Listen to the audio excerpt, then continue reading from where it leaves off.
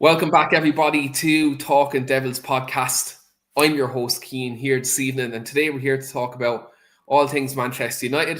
To the right of me, I'm joined by former Manchester United defender Lee Lawrence, and below me, also joined by former Manchester United striker Phil Marsh.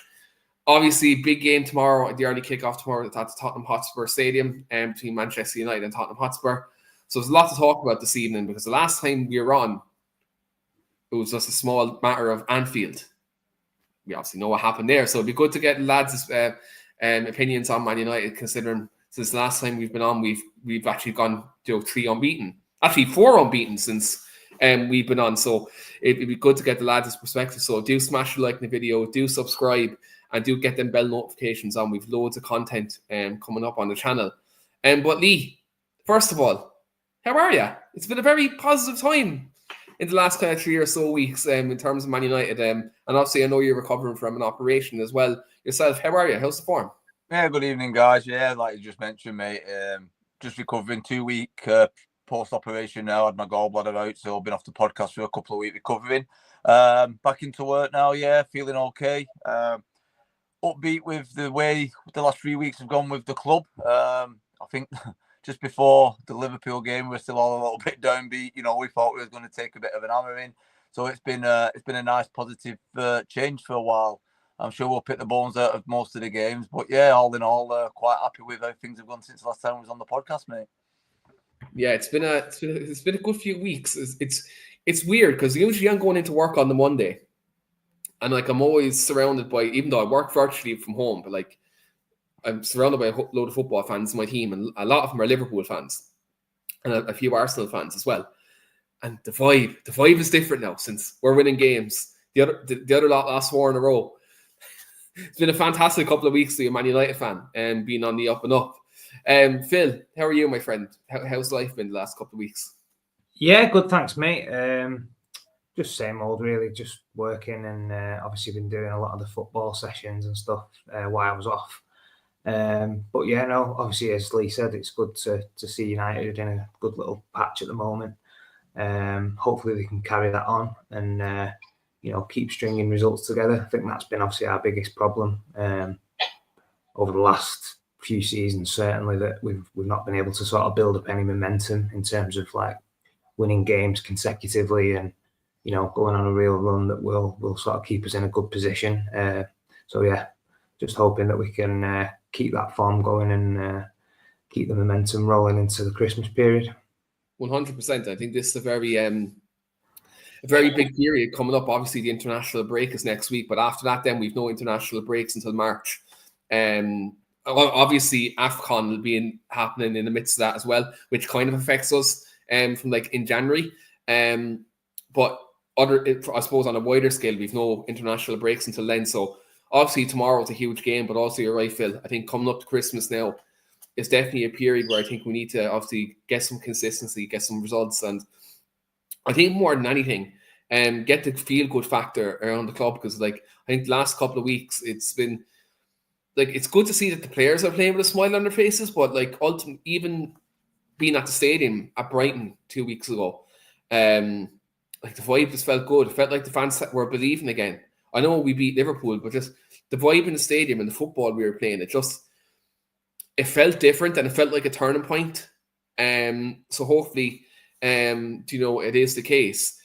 And obviously Ricky's here in the comments as well. And he says, "Good evening, guys. Good to see you. It's been a while." Yeah, it's been a couple of weeks, but I think I was saying to Lee backstage before we went live, I think we might have been the curse at the start of the season, lads. We don't do a podcast in 3 weeks and we go 4 unbeaten. It's mad, isn't it? Are we the reason Ruben Amorim's 3-4-3 wasn't working for them few weeks? We must be listening to our podcast. We must be knocking the confidence when we're ripping them every weekend. Yeah. But on that, obviously, Lee, I'll come to you because we've obviously gone to Anfield. We got the 3 points. Very, very good performance. I think Brighton, apart from the 2 goals, and again, one of the goals was a free kick that was taken 10 yards closer to where it should have been. I think a quite dominant performance against Brighton. A very good game from us.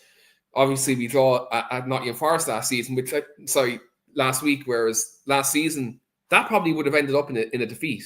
Yeah. But we still managed to come out of there unscathed.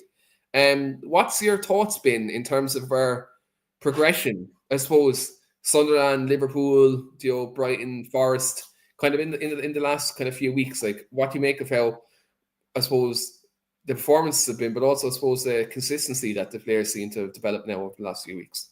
Yeah, mate. I think looking back, if you would have asked me 4 weeks ago, would I took the results what we've had, I would have snatched your hand off. I think there's improvements. I think we all said at the beginning of the podcast, what would we be happy with?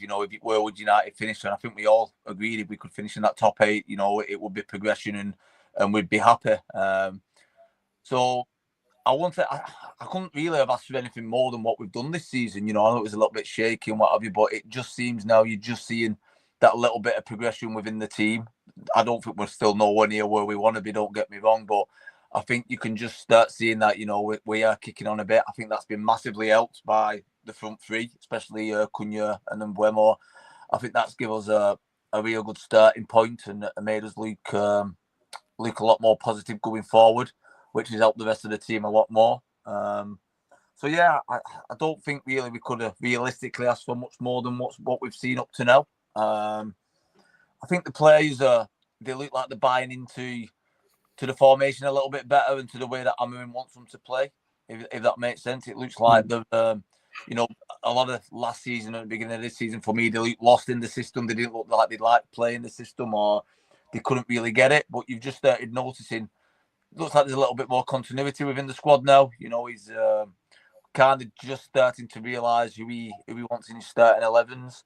And for me, you can see that on the pitch. They look like they're getting used to playing with each other. They look like they're moving the ball around a little bit quicker, forming them, the triangles and then relationships on the pitch, which for me, all last season wasn't there whatsoever. So yeah, I'm not too discerning with the Forest draw, if I'm being honest with you. Like I said, last season, I think we would have gone 2-1 down. We would have crumbled. I don't think we would have come back. I think they would have kicked on and probably put another 3 or 4 past us. So I think there's progression there. And yeah, up to now, mate, I'm more than happy. And if we can continue this run, like Phil said, up to Christmas, everyone's confidence goes back up. The morale goes up with the team. The morale goes up with the fans. With get the feel good factor. And you never know, mate, that top 4, mate, that top 8 might just become, push for top 4 in the second half of the season with a bit of luck. Yeah, like I think there's a couple of things to kind of decipher from this. I think first of all, I think there's been a few little twinges to the system that Ruben Amorim has made. Like I think when we're pressing and we're going forward, we're not just in a 3-4-3 formation. We kind of blend between a 4-4-2 and a 3-4-3. I was at the Brighton game a couple of weeks ago, and almost at times it was Sesko and Mbeumo up front pressing from the front, and then you had Dalot, Bruno, Casemiro, and Cunha as kind of a midfield 4, and then it was like Yaro, De Ligt, I'm trying to think, Luke Shaw. Oh. Sorry, I was going to say Shaw, weren't it? Yeah, it was Shaw. And I'm trying to think who the 4th player was. It's out of my head there now. But there was a 4th player back there. And at times it was like a 4-4-2. And on and off the ball, the system was quite flexible. And I think also in the last couple of weeks, I think it's the personnel in the system is starting to click. In terms of like the new players, I think have added a bit more quality. So I think Mbeumo settled, Cunha settled. I think Sesko is settling. I think, and Phil, I want to get your opinion on Benjamin Sesko in a minute because I think there's a lot of unwarranted media talk about him as opposed to other strikers in the Premier League who are struggling at the moment who are also new signings. But it feels like the two lads in Mbeumo and Cunha have added this new layer of quality that we wouldn't have seen from last season because like Garnacho and Highland weren't putting chances away, whereas Cunha and Mbeumo are creating in order putting them away. And I think Casemiro's been on one game a week has been a different man. So I think there's definitely new things that we've seen in the last couple of weeks. And maybe Ruben Amorim, we don't know, like obviously more time will tell if he's right. But I think when he was saying last season that he needs time on the training pitch, I think maybe he might have been right because we're starting to see patterns of play, like Lee said. We're starting to see a little bit of consistency. So I think, look, it's better than last season at the minute.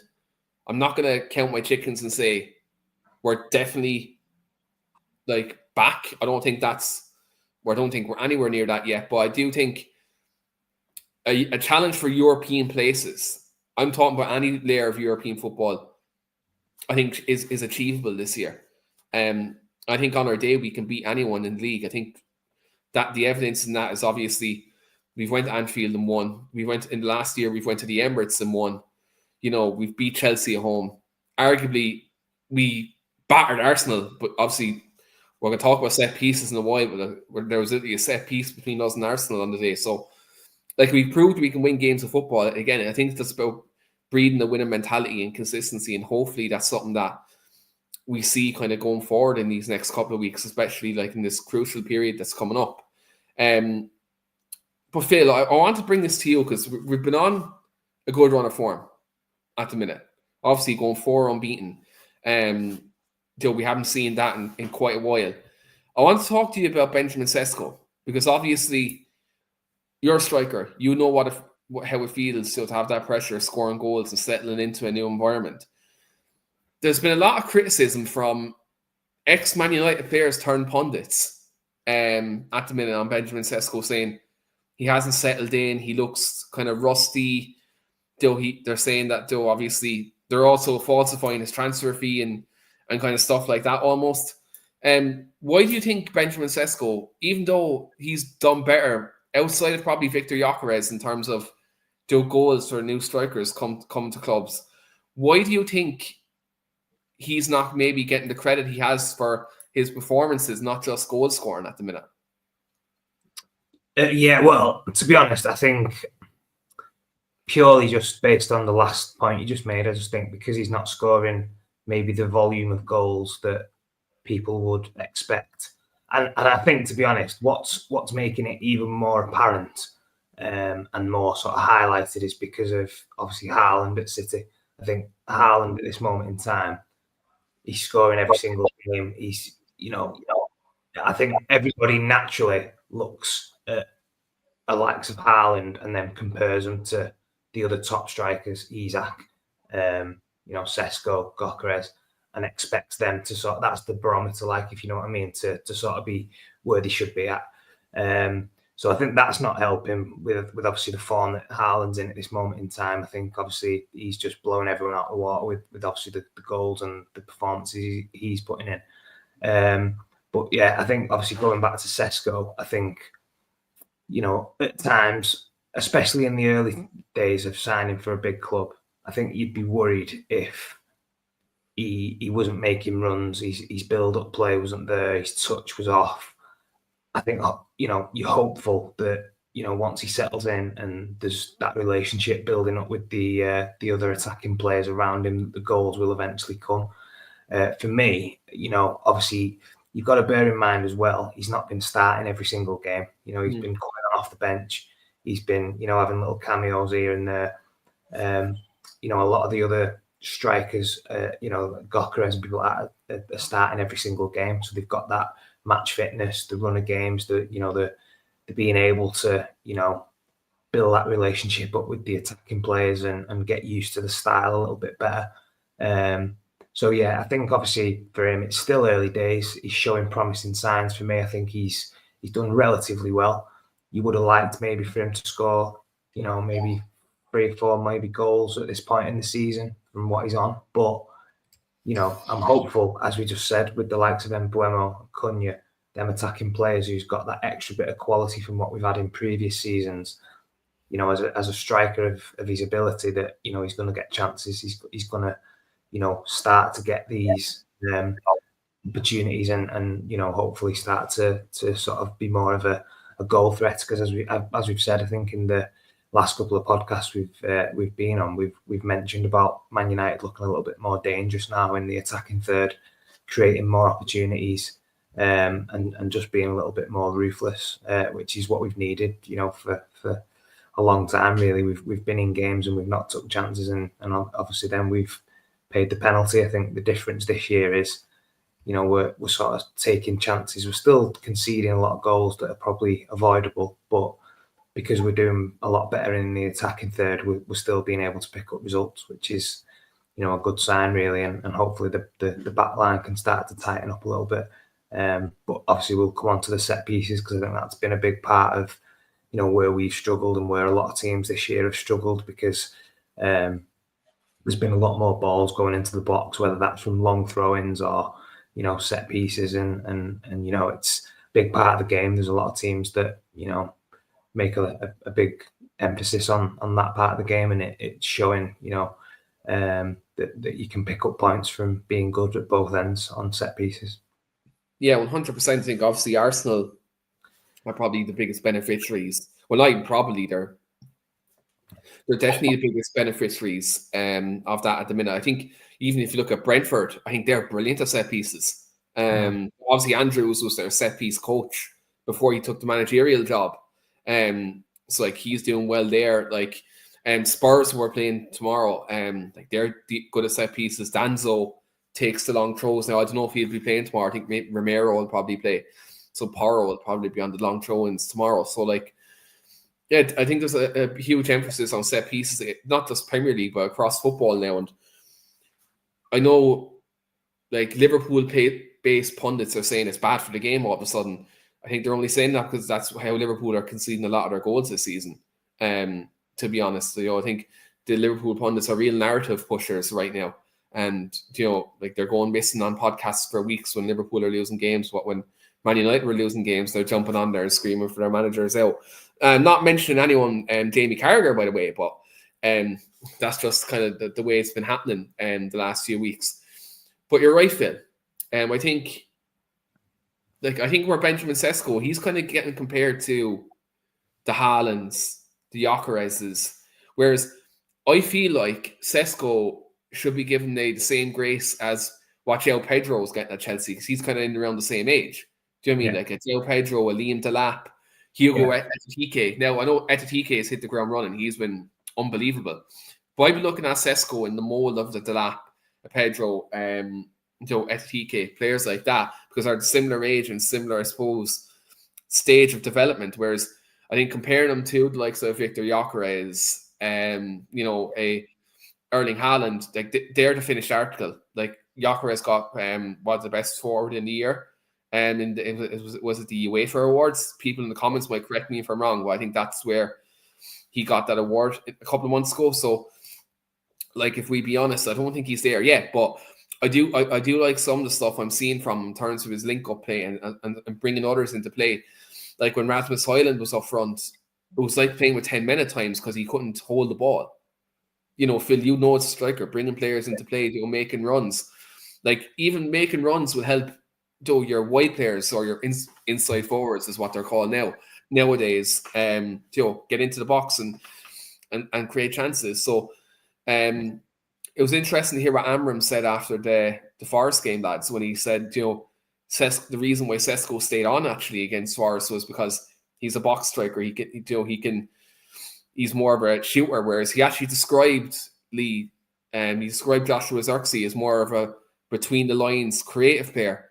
So I think when you look at our two striking options at the minute and you look at Sesko's game, it's clear that Sesko's I suppose number one choice, but also it's clear that Ruben Amorim actually sees Zirkzee as well as more of a kind of nearly a false 9, number 10, rather than actually kind of, I suppose, the number one striker in the team. So I do think we have to give Sesko time. I think also as well we have to acknowledge that we have players like Zirkzee who can give us an alternative as well when maybe he might need time out of the team at times in the season. Yeah, to be honest, Keane, as you were talking then about Sesko and you were having a chat with Phil, I just kept thinking, I mean, I'm all for giving Sesko a hell of a lot more time than what other pundits have given him. Like Phil said, he's showing a hell of a lot of potential. And I think he could be a striker what we have for many years. Still a young kid, still developing his games, playing with a brand new team, still getting used to playing with Cunha and Mbeumo, the top three, it seems, for a long way. So they're still going to be learning. He's like I say, he's nowhere near the finished article yet. He's showing a lot of promise. His hold-up play in spells has been really well. Don't get me wrong, I have been frustrated when I have watched him where he's give the ball away needlessly. And at this moment in time, I'm not sure with what I seen of Xerxes last year and the promise he showed, I think Xerxes at the minute for holding the ball up, bringing players into the game like your Cunhas and your Seskos. I'm not sure whether I'd give him a little running, a little spell up top and put Sesko on the bench for a couple of games, just to see as an alternative, whether that would work out a little bit better, because like I say, he showed a hell of a lot of promise at the end of last season.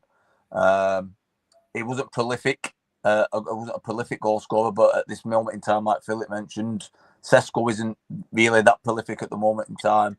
So I'm a little bit caught between would I stick with Sesko, or we don't see what they're doing on the training pitch. If Josh is doing well on the training pitch, I think I'd be tempted to give him a run out and give him 90 minutes and just see whether, as a dynamic three with Cunha and Sesko, whether that would work a little bit better than going with, Cunha and Bremo than sticking Sesko up there. And do you think, like, Victoria's Secrets has come in with a comment there? It's good to see you, by the way. I haven't seen it in the comments in a while. He says, I think Amorim starts Cunha ahead of Sesko in the big game. So I know Cunha played through the middle at Anfield, and then Mason Mount came in.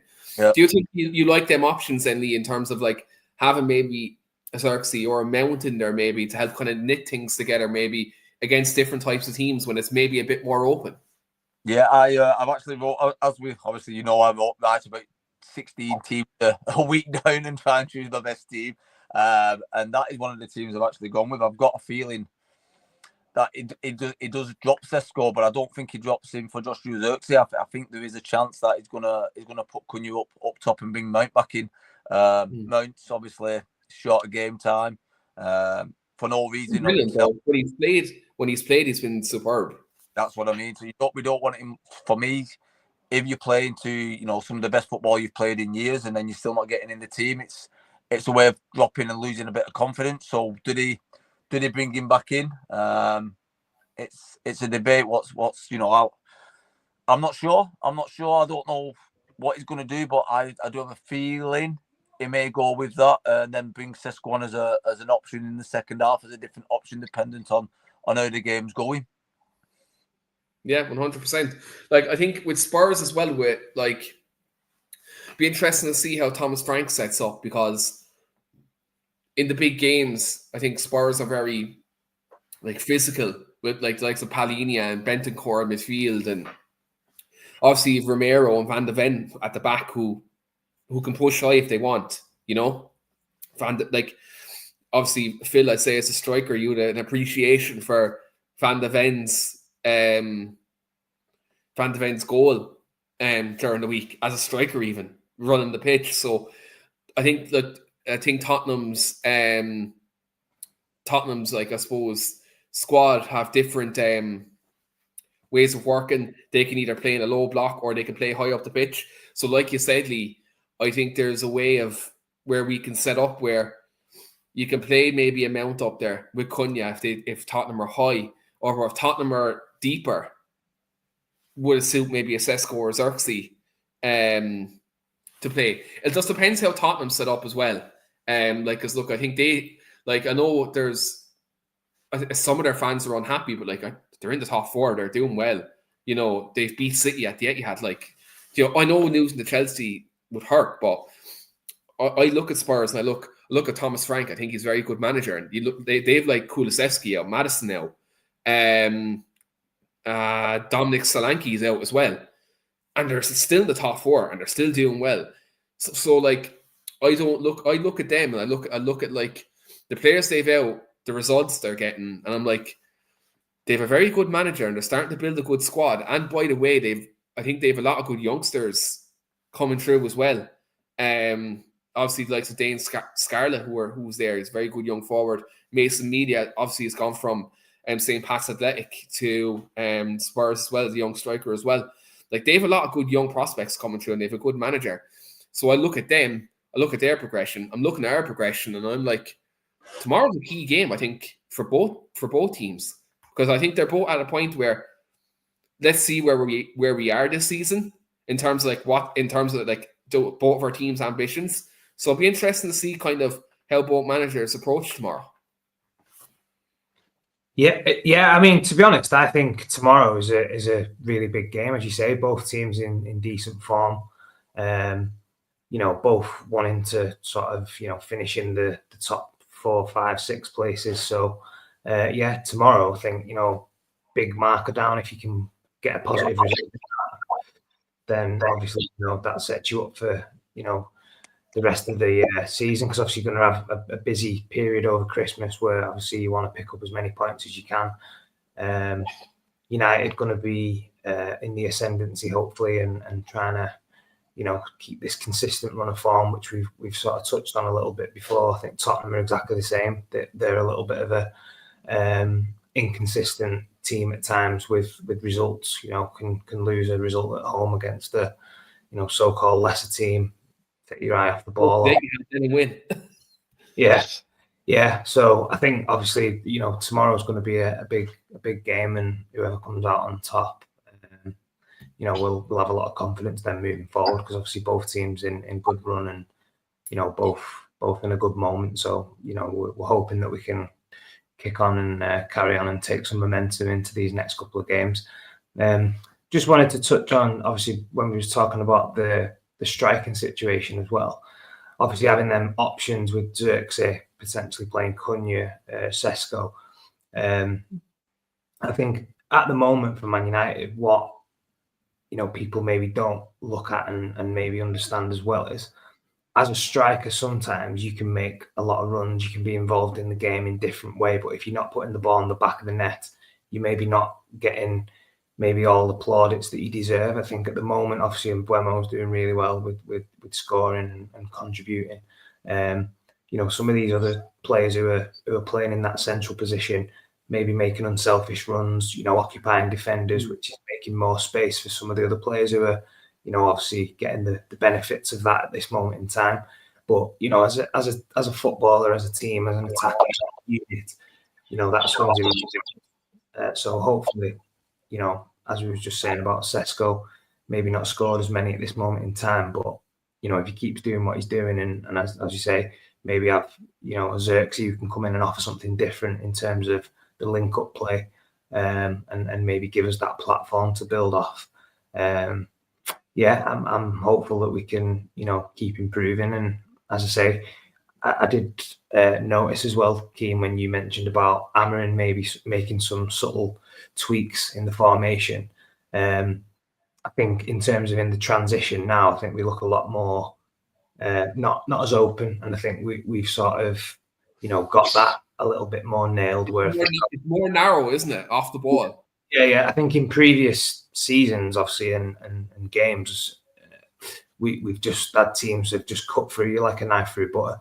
I think now, when we do lose the ball, we seem to be a lot more compact, and everybody's sort of a little bit more aware of where they are on the pitch, and it's been good to see, really, because as we've said, we've been used to United being easy to play against and really poor on the transitions in previous times. So yeah, hopefully we can keep improving. Obviously, still got a long way to go on both fronts, but yeah, let's sort of we can keep building towards where we want to be, and hopefully that'll be towards the end of this season, and then we can kick on again next year with adding a couple more players who can bolster that quality in the midfield. I think that's the biggest area at the moment for me.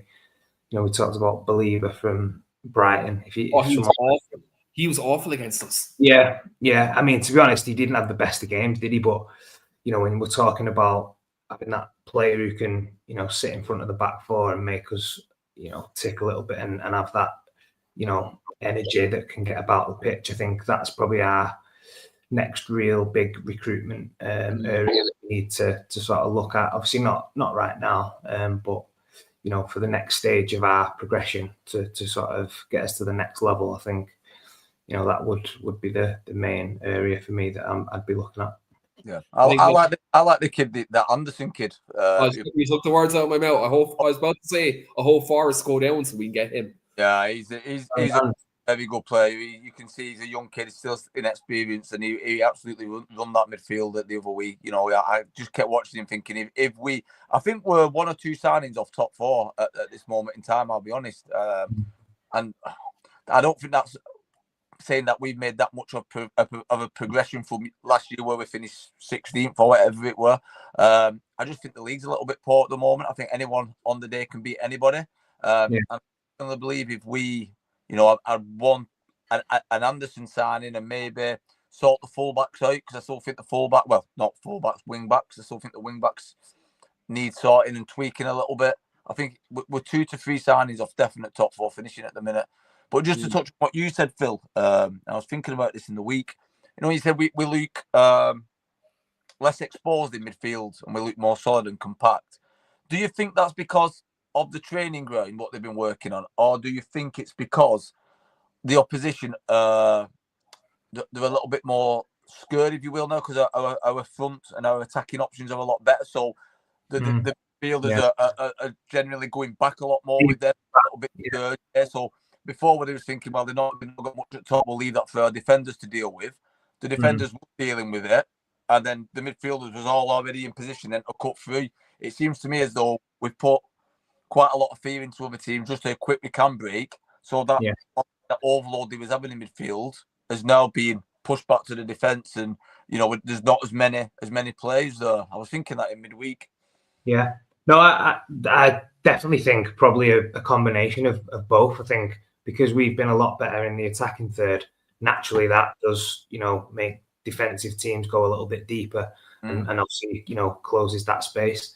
But yeah, I do think there's definitely been some work done on it as well on the training ground, as we touched on now, because we're not in any real European or, you know, many cup competitions. They're probably having a bit more time to work on some of the stuff. And I think, you know, all the data analysts now, you know, will be looking at all the, you know, data from the last couple of seasons and sort of, you know, trying to nail down on you know, where they can improve. I think obviously the transition, and as I said, like last season, you know, we've seen numerous times, you know, players cutting through the defence and just running from one end of the pitch to the other with no one, you know, getting near him, which, you know, you can't have that happening because it's just, you know, it's just not acceptable really. So yeah, I think it's definitely a combination of both. I think because we've been a lot better, we're sort of pushing teams back, and they're maybe being a little bit more wary of, you know, what we're about. And then obviously, yeah, there's been a little bit of work probably on the training ground with having a bit more time to work with the players. So yeah, no, good point, mate. Yeah, and I think it's both. I think it's the added quality that we've had up front, but I think also, like you said, I think it's having the ability to have one game a week, because from when Ruben Amorim came in, basically up until the end of the season, it was 2 games a week, and with Thursday, Sunday, more or less, most of last season. And we've seen Tottenham, who are playing tomorrow, they suffer from it too. They had injuries, and they also went far in the Europa League. So Ange's football probably didn't, you know, come across as it did, you know, last season as well. Now, other circumstances happened there why he got the sack, but, you know, I think now we're starting to see elements of Ruben Amorim's system take place. I think, again, like you said, I think when the midfield gets sorted and the right wing back position gets sorted, I think we'll be all right. I think the left wing, I think I look at Patrick Dorgo, I think there's plenty of development in him, and I think the older he gets, he'll get more experience. I think he'll be fine. I think he's one for the future. Harry Amas as well is coming back from loan. You know, he's doing well for Sheffield Wednesday. So I look at the left wing back position. Yeah, we can probably upgrade on it, but I think we've good young players there. I think we can invest in that position. Whereas right wing back, Diogo Dalot. Sorry, Wayne, for I'm going to go in on this bear. He's not good enough for Man United. Simple as. I never say this on the podcast, but I will say it. That player is not good enough for this club. Too many inconsistent performances and mistakes. And Mazraoui is better in the back three, I feel, than actually as a wing back. I think he's very good defensively. So that's why I think we definitely need to invest in a right wing back in the summer, without doubt. What's happened to that young kid who we bought? Is it Diego Leon? the fullback, the left He's playing fullback. He's playing for the 23s at the minute. How's he getting on? Because I've not really heard much about him. Obviously, I heard that he signed him, and I've seen highlights, and he looked like a real good prospect. But it doesn't look like he's getting anywhere near the first team squad, does it? Not at the minute, because they're developing him in the 23s, but also he didn't play any senior football before he signed for us. So they're letting him develop. I say what'll probably happen there is he'll probably play in the 23s this year, and then probably like Amas probably go out on loan next season, I'd say. I was under the impression that they brought him to usher him straight into the first team. I don't mean starting, but to get straight to that first team squad. But I've just not heard. Obviously, in pre-season he was there, and first couple of games he was in and around. Did we just lose Lee? Yeah, I think he's gone. Someone's calling him. While we're waiting for Lee to come back, I was going to come to Paddy's comment here. He's actually a Spurs fan, Irish Spurs fan. He's sound out. He says, as I said under your tweet, Keane, if Spurs block out the United attack, we have a very good chance in winning. United's defence will be the issue. Yeah, I think when I look at this, I think obviously the defence could be a problem if we're not stepping out and if we're not, I suppose, sharp and set pieces, Phil, because I think Tottenham are strong from that. And as well as that, like you have the likes of Mohamed Kudus there. I think if Xavi Simons is on it, Spurs could put us in a bit of bother. But ultimately as well, I think we can get at their defence with our attack as well. So I think it could be a chess match tomorrow. So will it be a case of Spurs' defence against United's attack, or will we get an end-to-end game? I don't know if we're going to get an end-to-end game with these two managers because they're very pragmatic. So I don't know, but it won't be like a Fergie versus Harry Redknapp game, will it? Like, no, definitely not. It won't be like that. I think, as you say, at the moment, like obviously Tottenham have got Van de Ven, who's been doing really well in the last couple of weeks, scoring goals, dangerous, driving out from the back.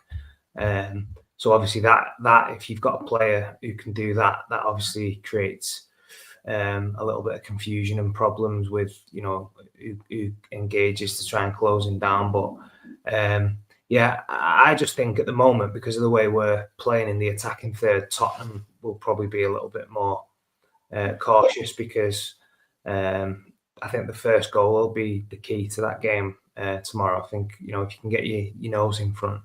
And then obviously the other team has to come out and be a little bit more expansive. I think you can maybe pick them apart then, because I think Spurs, even though they're dangerous going forward, I think on the counter, and obviously we've seen in previous games that you can get at their defence, and I'm hoping like Mbeumo, who are in really good form coming off the back of the Player of the Month award, he can carry on his good form and keep doing the business. So fingers crossed. I did tip Mbeumo at the start of the season as well, if you remember.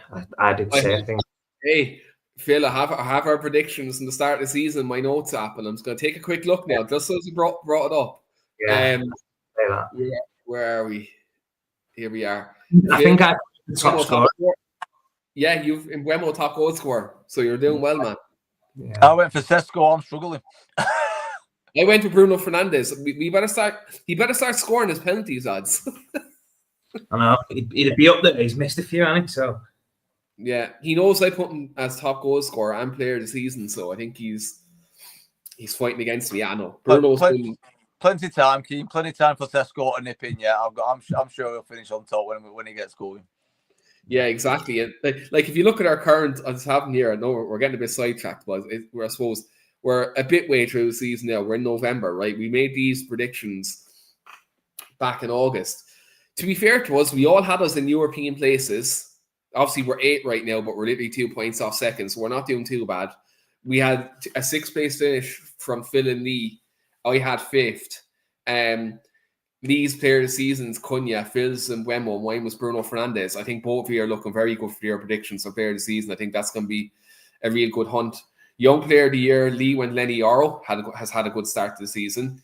Phil went Patrick Dorgu, and then I went with a pure cop-out, and I went Ahmad, because technically, age range, he's still kind of in the running. We also mentioned there our top goal scorers already. Then our most improved, which I think we'll have, like, there's no official award from that, but we'll have to decide that between ourselves at the end of the season. Lee went Dorgu, Phil went Yoro, and I went Xerxes. At least your two players are getting games. Mine isn't at the minute. So my predictions are down real bad this season. This is where it gets great. We all predicted some form of success in the Carabao Cup. Lee went winners, Phil went quarterfinals, and I went semi-finals. Grimsby knocked us out. Yeah. And FA Cup is TBT because it hasn't started yet, for us anyway. So just to let the viewers know, if you didn't watch our prediction show at the start of the season, Lee went semi-finals, Phil went finalists, and I went winners. I hope there's no eggs on our faces with that one, because if we get a bloody result like the Grimsby one, I think the only prediction thing I'm going to win this year is actually our score predictions this season, because I'm joint top with Phil because of the Liverpool result. Joint top with Phil on Liverpool. That was a good shout at the Liverpool one. Yeah. Hey, that wasn't calculated, Phil. That was just borderline delusion, but I'll take the credit from you. The fact you said it was a good shout there. Did I have 1-1 in that game as well? I'm sure. Or did they have 2-2 or something like that? You had 2-2. Lee had 3-1 Liverpool. Phil had 2-2, and I went with a 1-0 win. I thought I predicted Harry Maguire to score. So I went back and actually looked at the YouTube clip, and it was actually I predicted Cunha to get the winner. I was a week early with the Cunha goal. I think what I'm gonna do, I'm just gonna keep predicting for United to get battered every week, because every time I predict United to get battered, they end up winning like 3 and 4-0. So I'm just gonna keep saying, we'll get 5-0. Yeah. Oh, this is good. This is absolutely good. But you know what? It's actually good that we have a good vibe here, because I remember a couple of weeks ago we done the Sunderland preview, and it was me and Lee here. And I say people must have thought like they're gonna have to check in on us after the podcast, because we were just lettering the players, lettering the manager, lettering Jim Ratcliffe. Everyone was getting a bit of a going off us on that podcast a few weeks ago. So it's mad what a few wins can do, lads, isn't it? In terms of like the morale and the vibe. I'd say that's translating in the dressing room too after a few wins. I think just on that, I don't know if one of you mentioned it before, but when you watch the game now and watch the players and like the way they are and the reactions after, like bits of play, they all look like they're playing a little bit more free, with a bit more freedom, not as much pressure, smile on the face. They're enjoying the football.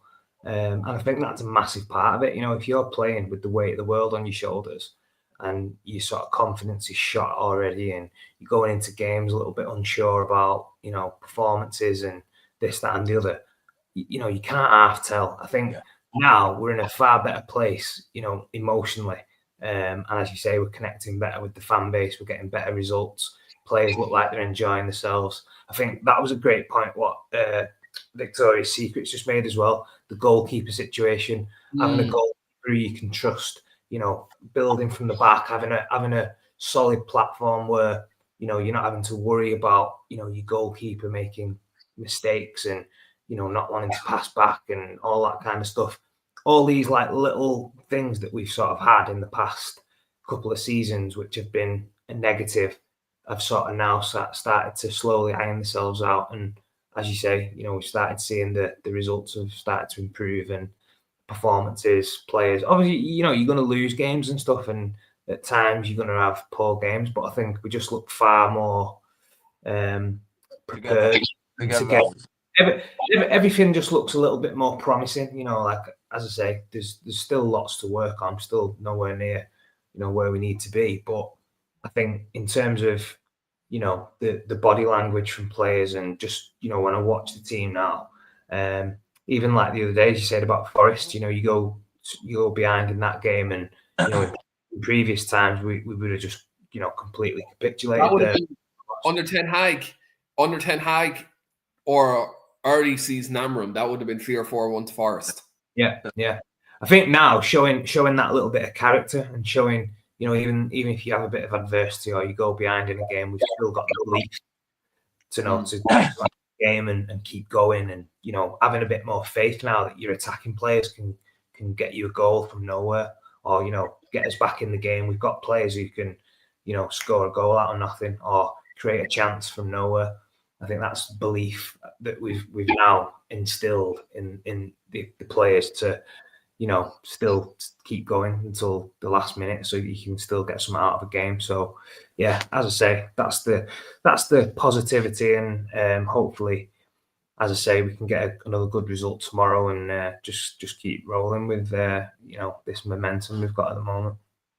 Can I just ask, because obviously we speak about momentum, and momentum I think is paramount for not just football but any sport, any team sport, or competitive sports even for that matter, in terms of being in competition and winning. A lot of teams are building momentum at the minute in terms of set pieces. Obviously, we're doing long throws now. We've got a few set piece goals from our end. Obviously, most notably Harry Maguire's winner at Anfield, but we're still kind of struggling from set pieces. But also, just overall in the Premier League, at the moment, set pieces seems to be a very good outlet for teams to kind of score goals and create chances. Obviously, you would have played in a time where set pieces were crucial, and set pieces were not as scrutinized as they are now. Why do you think now set pieces have become so over-analysed and over-scrutinized in football when it's a natural way to win the game, and people are calling set pieces dark arts now?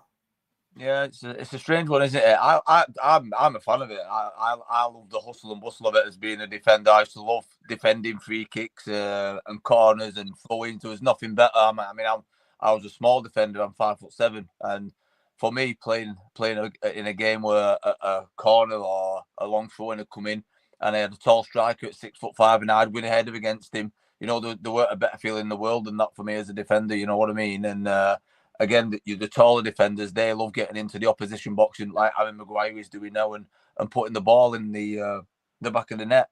Back when me and Phil played, like you say, you didn't have no coaches teaching you that. It was just part of the game, and it was a big part of the game. Don't get me wrong, it was more the old traditional type of lump it in the box and see what we can do. Where now, with everything, not just with football, with everything, I think they overcomplicate the vast majority of things by having to bring in a specialist and having to kick the ball in a certain way, and it's, for me, that's the little bit of the mental thing. But the actual aspect of becoming a part of the game again, I'm all for it. I really enjoy it. I love the battles at the back post and the pulling and the tugging. I think it's getting a bit more, the aggression back in the game a little bit more with it, and I'm quite happy with it, to be honest, mate. Yeah, no, I 100% agree. I think back in the day when it was, our times late, it was just who wanted to win the battle, who wanted to get across the man, who wanted it more. Now, I think nowadays, because there's been an overemphasis on, obviously, you likes of Arsenal last year, who was basically being said they're going to win the league by, scoring off set pieces and stuff like that. I think other teams have probably just took note and thought, do you know what? Actually, there is a bit of a, way of scoring goals and causing problems, just putting the ball in the box, and that's no, big secret, but that's always been a way of, scoring goals, putting the balls in the box, making sure people are going attacking it, being brave. But as well, I think now, a lot of teams are taking the opportunity to put the ball in the box because, some of these teams aren't that great at defending. Some of the teams that they're not as good as what people are making out to be. If you put a ball in the box and you put it in an area where someone's got to go and attack it, or you can get someone to win a flick on, that's going to cause any team problems. Do you know what I mean? I just think it's been highlighted a lot more this season. I don't want to just highlight Liverpool because they have really struggled with it, but if you exclude, your Van Dijk and Kanate, Liverpool are a very small team. Yeah. So if you're going to put a ball into the box and basically avoid them two players, then you've got a real chance of winning the first contact and sort of causing that confusion in the box. Like I think the goal what Maguire scored, Alexis McAllister was marking Harry Maguire. Mismatch. You look at that and you'd think, well, that's straight off the bat, that's a complete mismatch. But not only that, when Maguire scored the goal, I watched the replay. behind Maguire. De Ligt was behind Maguire, and so was Euro. So they were queuing up at the back post. There was 3 of them, and obviously that ball went over the top of Konate and Van Dijk. So, teams are now looking at that and thinking, right, we've got a real chance here of, putting it in an area, send a few of the big lads up, and just let's see what happens. Yeah, and it's kind of going back, isn't it, Phil? To yeah.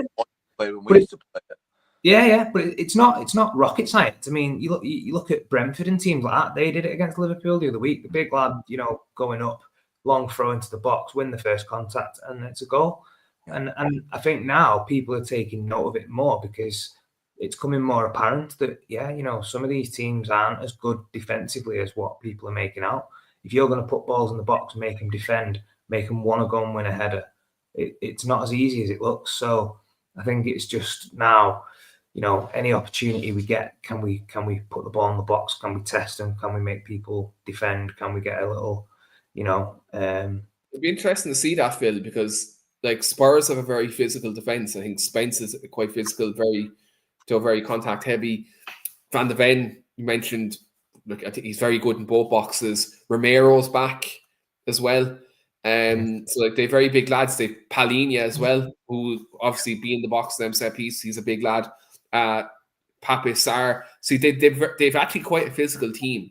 Obviously, the more flair players like Kulusevski and Madison are out, so they'll have kind of their more stronger players in terms of like defensive quality. So it'd be interesting to see if, like, I know we get to our starting 11 predictions in a minute, but it'd be interesting to see if Ruben Amorim plays, let's say, De Ligt and Harry Maguire in there because of Spurs set piece threat, but then also for us going the other way as well. Yeah. No, interesting. As you said, it's going to be. I think a lot will depend on,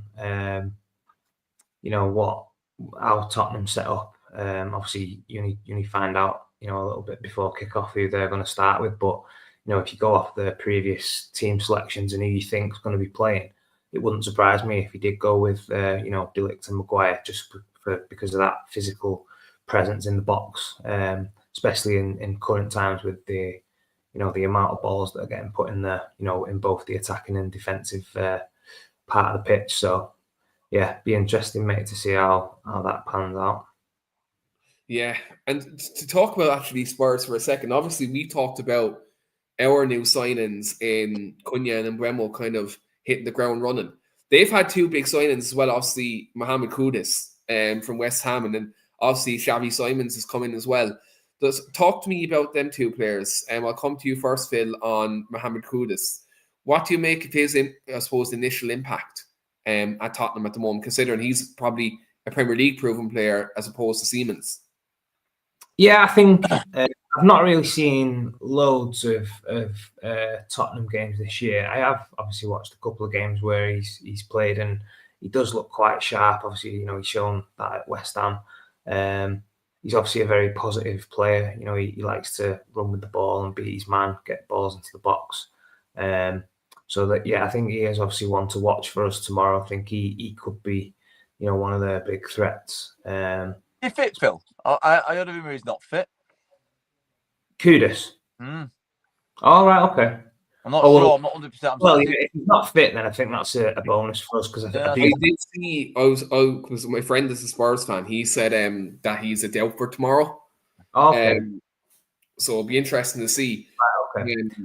I mean, to be fair, if he's not playing tomorrow, I think that'll be a bonus for us really, because I think he could be a player who could cause any team problem. Really, he's pace and he's very direct. He's a strong lad. I think I scored. The game I did watch him, he had a good game. He scored against Leeds. I think it was a few weeks back that. But he's somebody who you can try and maybe double up on at times because he's very tricky and he can his power and pace is going to cause teams problems. But if he's not going to be playing tomorrow, I think that'll be a good thing for us, and hopefully we can mark whoever's going to be playing. I think who else will they have fit then now to play in that position? Because if you're saying Kulusevski's not, Brennan Johnson probably. Brennan Johnson, possibly.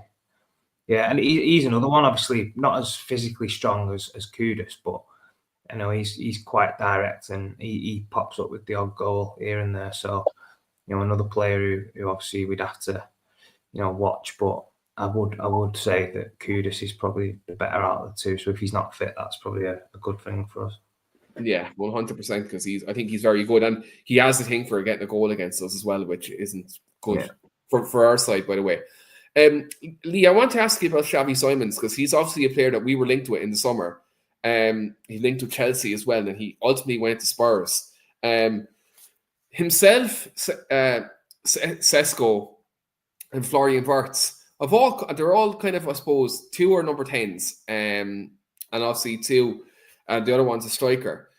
Why do you think these couple of players are coming from the German league and struggling? I suppose they're all young and they're all kind of a different profile of player, but do you think it's a kind of a pace thing with the league that these players are all struggling? Because in my mind, all three of these players who came to the league this season, I thought all of them would be flying straight away for their clubs. Like, I think I've seen Simons playing the Champions League. He looked really good. Wirtz obviously looked brilliant as well.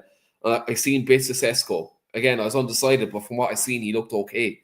Do you think is it like a change in environment? Is it, I suppose, change in pace and power of the league? Or do you think is it size of the club? Like, why do you think these players like Simons and Sesko and that are taking maybe a bit longer to, I suppose, adjust to the club? Like, unlike, let's say, a Kudus or a Cunha or a Bremo, players who've come in and kind of gelled nearly straight away with the sides. I think what you've just said, though, mate, I think you've hit the nail on the head with everything you've just said. You made every point there is. They're young. They're coming to a different league. The pace is probably a lot quicker.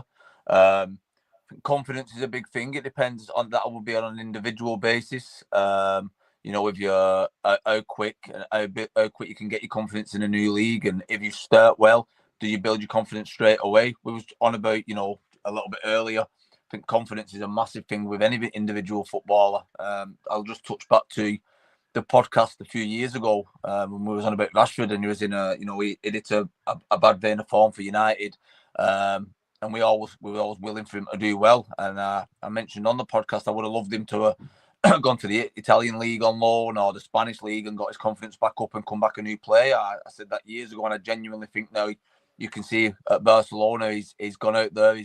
He's gone to a best players in the world right now at the minute. Like, that's right. His confidence has gone right up. Now, imagine if we was getting that player back. You know what I mean? And we know he can do it in the Premier League. He's scored 30-odd goals a season. We know the quality was there. For me, we should have done this 2 years ago when the relationship was still low with the club, and he would have still wanted to come back with the club. So I think confidence with footballers in general is massive, absolutely massive. And different players have different levels of confidence. They develop it, at different stages. Let's not beat around the bush with it. You look at a lot of players we've had, or a lot of players the league's had, who have been world beaters in other leagues. I'll use Antony as a prime example.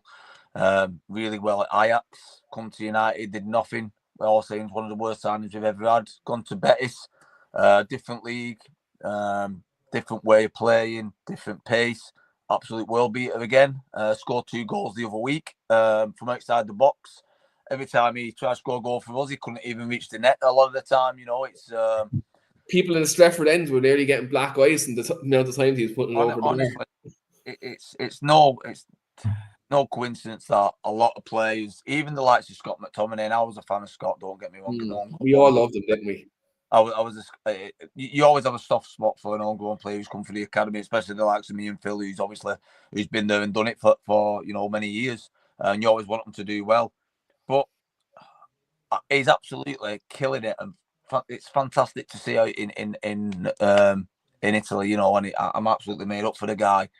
I genuinely think if he come back at United, he wouldn't be it wouldn't make a massive difference to him in field than what he was when he was there. Anyway, I just think to Tottenham at the moment as well. Heavy links to Tottenham at the minute.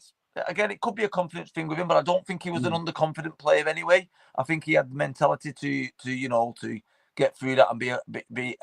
You could tell he was very strong-minded, a very strong-minded individual. So I just think it's circumstances. I think it's if you settle in with a team. And I do think it's really, really hard for to settle in the Premier League. Another example, Sancho. Sancho at Dortmund absolutely loved him. He come over here and he can't do nothing. He can't hit a barn door, so. Yeah, I think there's multiple different reasons, I think, why that man can't do anything. I think it's his attitude. I think look, I don't want to get this podcast cancelled, and I want to stay in Wayne's good books. So I'm not going to give my honest thoughts on Jadon Sancho on here. But yeah, like there's other players like you mentioned there, like McTominay, Rashford had his issues, even if you look at other players who come to the league, like at Liverpool now, you've Wirtz, like you've Alexander Isak, even who's gone to Liverpool, who's arguably he was the best striker in the league last year. Now, like you said, he can't hit the barn door. Do you know what I mean? I think there's multiple things. I think it's like size of club. I think environment. I think new city, new culture. There's so many things I think that affects players. And like media, social media, all these things probably weren't there back in the 90s, though the 2000s, like, the pressures that we had now. Like, I couldn't imagine what the pressure would have been like for our team in our prime, with social media and all them things. To be fair, I don't think the journalists would be as derogatory as what they are now. If Sir Alex was in the press conferences, they probably wouldn't be putting out as much fake news as they do nowadays. But like, look, it is what it is. I think when I look at Siemens, I think he's going to be a good player. I think he just needs time, And look, that's saying as a Man United fan, I wanted us to sign him, but I think he just needs time to settle. Going back to the actual question, I was going to say I think he'll be a good player. I think the quality will always shine in the end. I think he's got it in his locker. Like I say, you've seen enough of him in the Champions League to know what kind of player he is. And again, with Sesko, I think Sesko will come to. I really do. I think giving time, getting used to playing with that top three and training and getting used to how they all play. I think he'll come good, mate. I genuinely do think he'll come good. And my point with Xerxes was, I think Xerxes, if he can get some minutes under his belt and he can perform, that will only be good for Sesko, because he'll not get too comfortable, if that makes sense. Yeah, Well, the only number 9 what's going to play. If I know if my form drops or I start missing these opportunities or whatever, Joshua's going to be straight up my back. So I think it's only a good thing if he can get some minutes and keep Sesko on his toes a little bit. Yeah, 100%. And I'd love to see Xerxes get some games, because I'd like to see our forwards push each other kind of for the rest of the season, because competition breeds success most of the time anyway. But on that, we're talking about competition, we're talking about success. We have to kind of wrap up in terms of the game tomorrow. So I'm going to get Phil, I'm going to get your starting 11 prediction for tomorrow, if that's okay. Yeah, no worries, mate.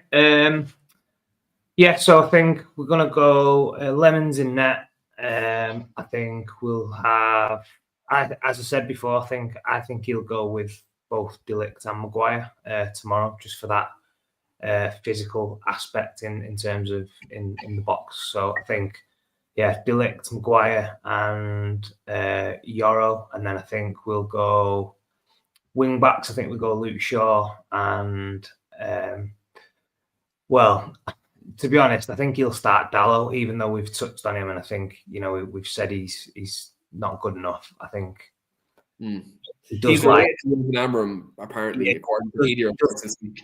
Yeah, he does like him, and I think obviously at this moment in time, there's not really that much competition in that place. I think obviously Mazraoui potentially, is he back fit, or is he still a little bit not 100%? Not sure, mate. Not sure with Mazraoui. Yeah, I think dependent on that, I think obviously Dalot will probably start in that position for me. So I'll go with that as me back five, and then I think midfield, Casemiro, Bruno. I think the only one I'm unsure of, which Lee mentioned before, obviously Mason Mount. I think you've got your Mbeumo and your Cunha nailed on. I genuinely think he won't start Sesko tomorrow. I think it'll be Mason Mount probably coming in. So yeah, I'll probably stick with that. I just think obviously it depends on personnel who's fit. So I'm just going to go with Casemiro, Bruno, Mason Mount, and then Cunha and Mbeumo on the wide positions. And can I get your score prediction as well? I'm going to go for a score draw. I'm gonna go for another positive result. I think obviously against Tottenham at the moment, who are in a decent spot as well. I think tomorrow I'd take maybe a point. So I'm gonna say 2-2 again. I went for 2-2 last time. I robbed out your answer. I didn't even have to edit it because that was from the last game. So Phil's going with a Desmond there. So yeah, I'm gonna go 2-2. Yeah, I think there'll definitely be goals tomorrow. I just think both teams, attacking and defensive, are sort of in a decent position at the moment. So I think there'll be quite a few goals. Lovely. Hopefully there's goals tomorrow because the early kickoff. 3-2. I mean, if Lee's going to go 3-2, I'll take a 3-2 for United. I wonder if he's going 3-2, Phil, he's probably going 3-2 the other way, I'd say. I'm going to say if I'm going 3-2, I might as well say it to Tottenham because every time I predict them to lose, they win. But I might as well 6-0 to Tottenham and then we might get a chance of winning. Wait, so what are you going to go with now? Are you going to go 3-2 or 6-0? Because we have to. Well, I'm going to lock you in. I've not even done my team yet. Yeah, give me your start 11, Lee, for tomorrow. Pretty similar to Phil's, actually. Pretty similar. There's a little adjustments in there, but it's pretty similar. Obviously, Lemon's in net. I've gone Maguire to make a start with De Ligt. I've put Luke Shaw as the back three. So that's my back three. I've gone Dorgu. I think he'll bring Dorgu in at left back. Sorry, not left back. I always say left back, left wing back. Fernandes and Casemiro. I think that's a given. I think that he likes that starting off. To be fair, Casemiro's turned the corner for me. He's fully deserved his place at the minute. He's doing really well. Like I say, he gives us a good 60, 70 minutes. You know what I mean? We don't look as open. So, yeah, I think he'll go with Fernandes and Casemiro. I'm going to stick with Ahmad on the right wing back. I think what it gives us attacking wise probably outweighs his lack of ability defensively. So I'm gonna stick with that. I think he's a great player, Ahmad. I really do. I really like him. I like it. I like seeing him when he starts. I think if we're gonna kind of shoehorn him to be a wing back, I think there's a lot of work he's doing on his defensive work. I think he's very vulnerable still with that.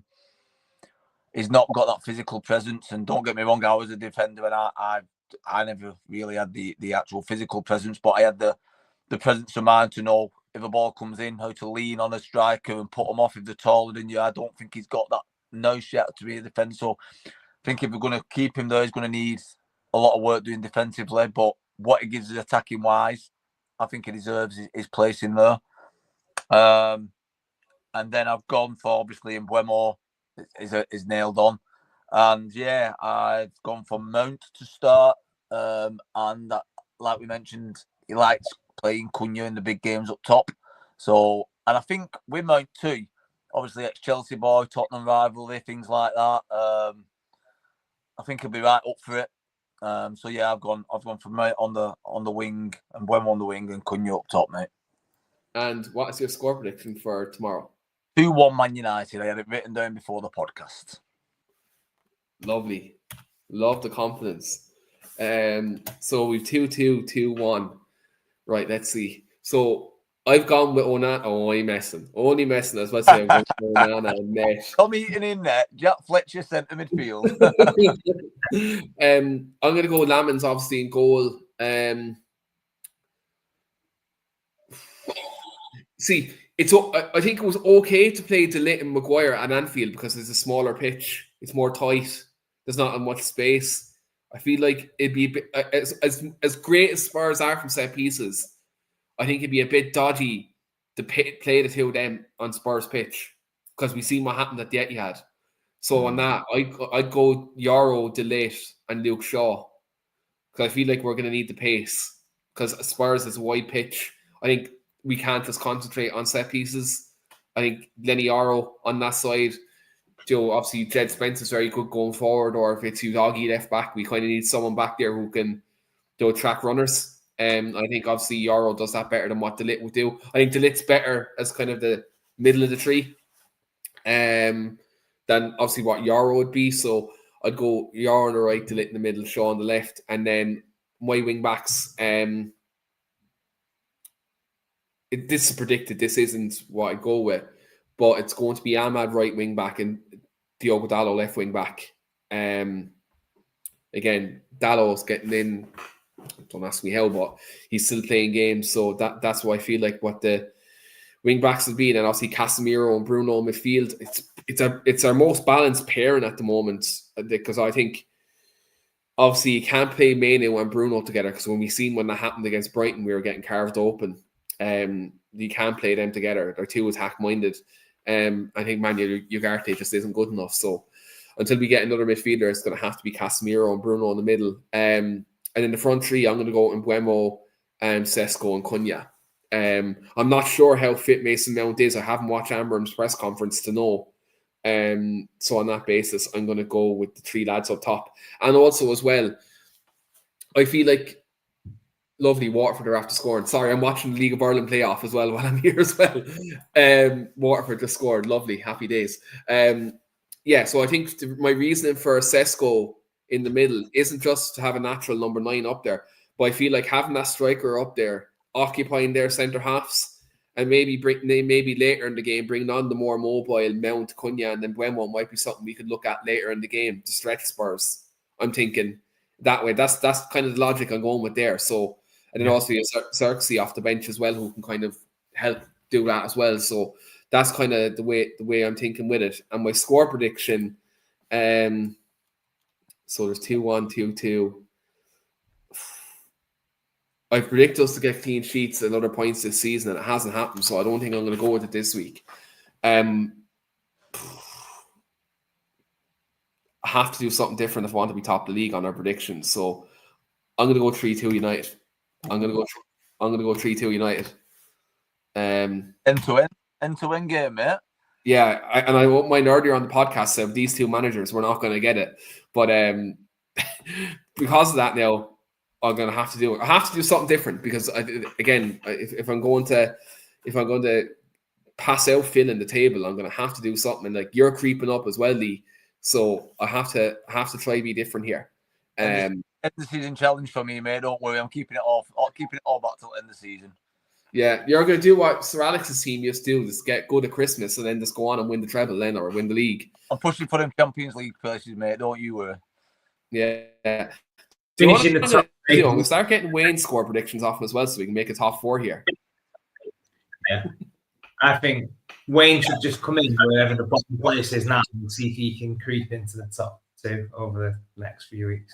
Yeah, because currently me and Phil are on 9 points. Lee's on 7. So realistically, if we actually got Wayne in now and he starts getting a couple of correct scores, like he won't be too far behind us because considering earlier on the season when we weren't doing so well, our score predictions and results predictions were getting nowhere. So I think if we can get Wayne in now, and also, by the way, for our viewers, we're doing this in a Super 6 format where it's 2 points for correct results and then 5 points for 2 points for the correct results and then 5 points for a correct score. So we're doing it in that format at the minute. So we're doing okay. We're doing all right. But hopefully, most importantly, Man United get the 3 points tomorrow. But on that note, we will wrap up. We will be back next week. Obviously, it's international break. Last time international break, we're meant to do kind of a fun show. We'll try iron that out during the week. What do you think we should do, lads, next week's show? We'll show it out to you right now. We're live. What do you think we should do since international break? I'm up for that quiz, mate. If you want to do that, I've been looking forward to that. Just like a general. It doesn't have to be United. It can be general Premier League. Premier League, yeah.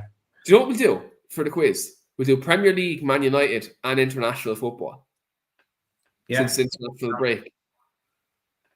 Yeah. I'll just mixed bag, anything, just like football, generic. General knowledge. You can have a bit of everything. I mean, my general knowledge, I would say, is not bad across, international. What was the UK number 1 when Man United won the treble in 1999? Them type of questions. I was going to say, I'd probably be better at that because my knowledge is shocking, I'll be honest with you, lads. I might as well just listen to you two rattle on, I'll be honest. I've got the world's worst memory, believe me. Oh, yeah. We'll do that. We'll do that. We'll do this. We'll set it for this time next Friday. We'll do I'll tell you bad my memory is, when we watch a match on Saturday and we do the podcast on Thursday, I've got to rewatch the match to remember what happened. That's how bad my memory is. I won't ask you who the UK number was in 1999 then, will I? I can't remember who number one was last week. Yeah, look, I'll have to do some research online and get the questions in then for next Friday. But we will wrap up there. Thanks very much to everyone who's watching live on Facebook, Twitter, and YouTube. If you want more content, do go over and Talking Devil's YouTube channel and put the notifications on. Obviously, Wayne and Paul Parker and Dave will be live on Monday to obviously break down what happened tomorrow. So do check that out there if you want some more Man United content. And as always, we're here either every Thursday or Friday as well. So if you do like our podcast, come over there. And we do appreciate everyone's comments as well. So on that note, hopefully Man United get the 3 points. And most importantly, it's another good performance that we can be proud of that we have been in the last 2 weeks. So until then, guys, we'll see you later.